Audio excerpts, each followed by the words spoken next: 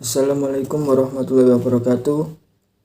Perkenalkan, nama saya Muhammad Hafiz Sabita Imani dari kelas A1.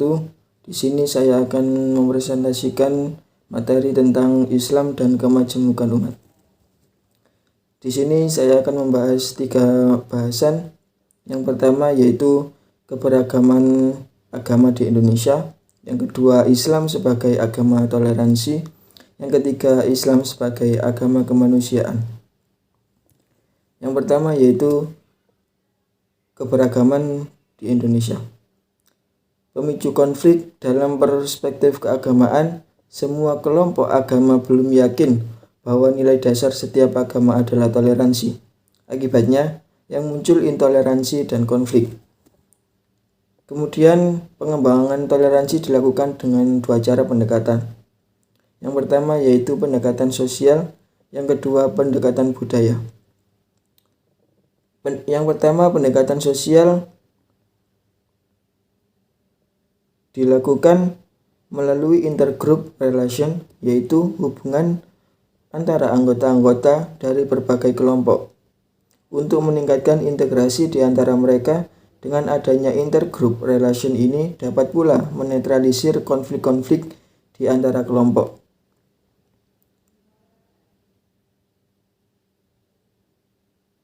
Karena setiap anggota kelompok tidak akan memiliki loyalitas tunggal dalam suatu kelompok tertentu, namun sebaliknya loyalitas mereka ganda berdasarkan kelompok-kelompok yang mereka masuki.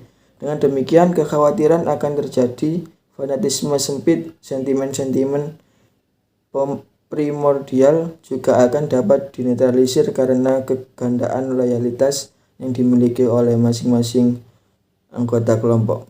Yang kedua yaitu pendekatan budaya. Dalam pendekatan ini menegaskan bahwa masyarakat majemuk dapat bersatu melalui penganutan nilai-nilai umum yang berlaku bagi semua anggota masyarakat. Nilai-nilai umum ini sebagai perekat bagi kelompok-kelompok dalam kehidupan masyarakat. Nilai-nilai umum itu bersumber pada budaya dominan masyarakat multi etnik yang menjadi acuan perilaku yang terpola. Melalui kedua pendekatan tersebut diharapkan dapat meningkatkan toleransi untuk memperkuat ketahanan sosial masyarakat. Kemudian, mengapa agama sering dijadikan kata kunci yang efektif untuk mengembangkan dan memperluas konflik? Yang pertama, kegagalan agama-agama di Indonesia dalam mencapai visinya. Dari fakta di lapangan di mana terjadi konflik menunjukkan bahwa agama efektif menjadi alat pembunuh bagi mereka yang beragama lain. Agama telah menjadi alat dehumanisasi. Beberapa ribu nyawa manusia hilang dari beberapa konflik agama yang terjadi, seperti di Ambon, Poso, dan beberapa daerah lainnya. Faktanya, pada saat terjadi konflik, pimpinan agama berperan besar memberi semangat dan mengobarkan konflik. Walaupun disadari bahwa pada daerah konflik, semua orang yang ada di daerah tersebut adalah aktor atau pelaku, namun posisi pemimpin agama dengan institusinya mempunyai kapasitas untuk memilih menjadi agen untuk konflik building ataupun peace building. Pada kenyataannya, mereka cenderung menjadi konflik building. Ini semua menunjukkan bahwa agama-agama yang ada di Indonesia sudah gagal mengemban visi dan misi agama, yaitu perdamaian dan keselamatan serta perlindungan terhadap umat manusia. Sudah saatnya dipahami bahwa agama adalah untuk memuliakan manusia. Jadi, manusia dalam kehidupan beragama pada aspek horizontal menempati posisi sentral, yakni sebagai objek sekaligus subjek dari agama. Masalah sosial kemasyarakatan adalah masalah bersama semua anggota masyarakat dan semua agama-agama dan ditanggulangi secara bersama-sama. Masyarakat harus diyakini bahwa sikap dan perilaku kekerasan bertentangan dengan ajaran agama. Peran ini harus dimulai dari para pimpinan agama. Yang kedua, yaitu sistem formal lebih dominan daripada sisi fungsional. Ajaran agama baik pada sisi teologi maupun ritual mempunyai fungsi tertentu. Aspek teologi dan ritual telah dirumuskan secara formal oleh ajaran agama tertentu, yang kemudian menjadi pembeda agama bersangkutan dengan agama yang lainnya. Dalam kenyataannya, aspek formal pelaksanaan agama lebih dipentingkan daripada aspek fungsional yang pada umumnya sama pada semua agama. Dengan mendorong pelaksanaan yang bertimbang pada dua aspek tersebut, maka relasi sosial kehidupan antara agama bisa lebih rukun dan toleran. Dalam Islam dikenal istilah hablum minallah atau hubungan vertikal dengan Tuhan, dan hablum minan nas atau hubungan horizontal dengan sesama makhluk. Dalam Al-Quran, Allah menegaskan bahwa siapa saja yang tidak berpegang dengan baik kepada dua hubungan ini akan ditimpa kehinaan, di mana saja dia berada. Kisah surat Al-Imran ayat 112.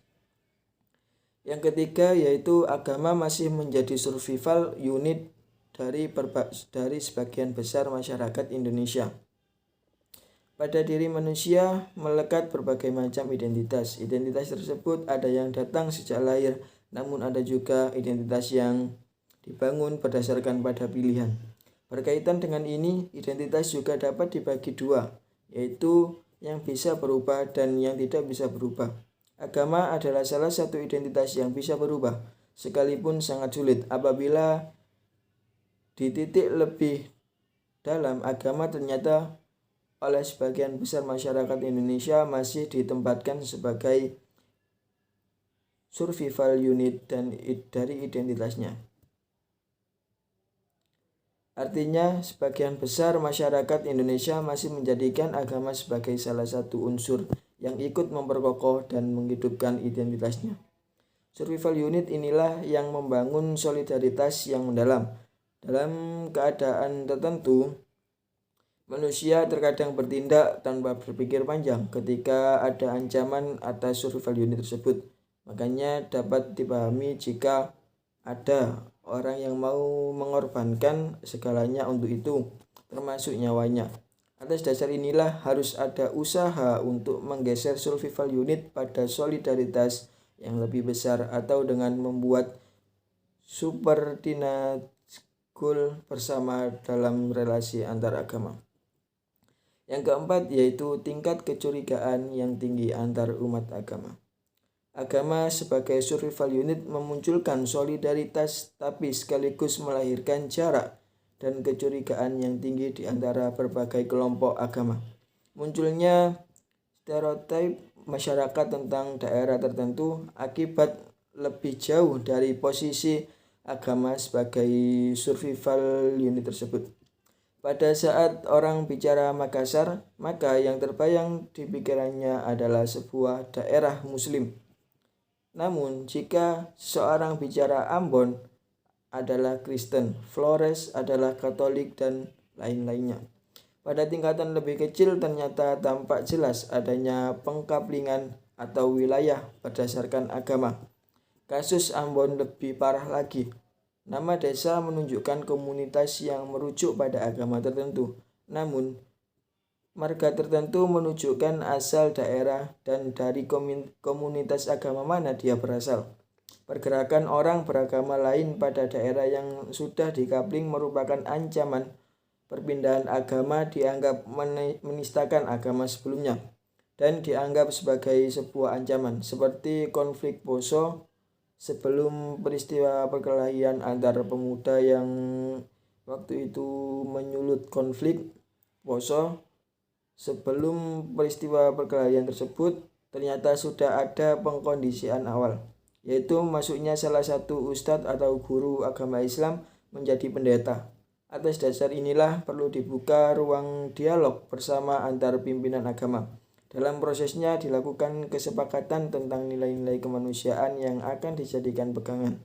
Dilakukan analisis terhadap sumber konflik bersama serta analisis terhadap posisi kelompok. Endingnya adalah rencana tindak lanjut bersama dengan melibatkan masyarakat luas serta kampanye dan mendorong adanya gerakan yang melibatkan seluruh lapisan masyarakat. Yang kedua yaitu Islam sebagai agama toleransi.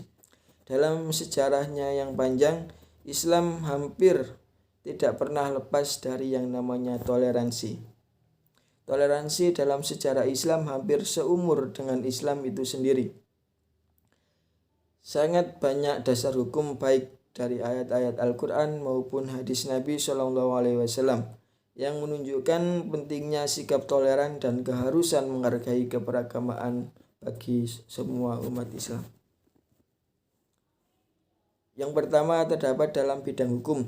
Ketentuan-ketentuan yang diperkenalkan Islam dalam konteks hukum tidak seutuhnya baru, yaitu sama sekali tidak dikenal oleh umat manusia sebelumnya.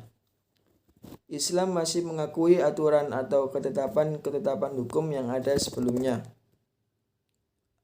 atau yang ada sebelum kedatangan Islam di Indonesia, dengan menetapkan satu dasar hukum yang berbunyi syar'u man qablana syar'un lana. Syariat umat terdahulu juga menjadi syariat untuk kita.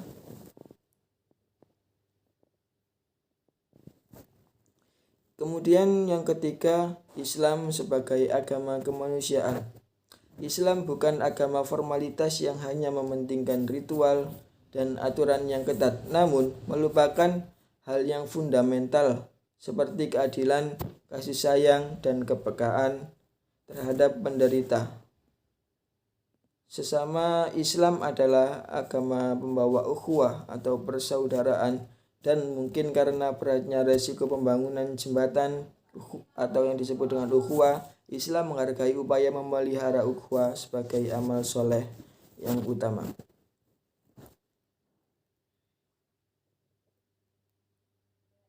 Ketika satu saat Rasulullah berkumpul bersama para sahabat, beliau berkata, "Pergilah orang yang bermusuhan dengan saudaranya." Lalu berdirilah seorang sahabat, pergi dan meminta maaf kepada saudaranya. Kemudian bergabung kembali bersama Rasulullah dan sahabat lainnya. Rasulullah bertanya, "Ada apa tadi?" Lalu sahabat itu menjelaskan bahwa dia sedang bermusuhan dengan bibinya, tetapi sekarang sudah saling bermaaf-maafan. Rasulullah berkata, rahmat Allah tidak akan turun pada satu kaum yang sedang bermusuhan dengan saudaranya. Sungguh menakjubkan, Rasulullah tidak mau majelisnya dihadiri oleh orang yang sedang bermusuhan, karena kekhawatiran rahmat Allah tidak akan turun padanya. Bagaimana dengan majelis kita? Dengan demikian, bila kita masih bermusuhan, berdamailah dengan saudaramu lebih dahulu. Baru setelah itu engkau beribadah. Bila tanganmu masih penuh dengan penindasan, cucilah terlebih dahulu. Lalu beribadahlah kepada Allah. Allah tidak akan memperhatikan ibadah kita yang bersamaan dengan yang berlumuran dosa terhadap sesama. Bukankah taubat atas dosa terhadap sesama lebih berat dan lebih sulit dibanding dosa terhadap Allah?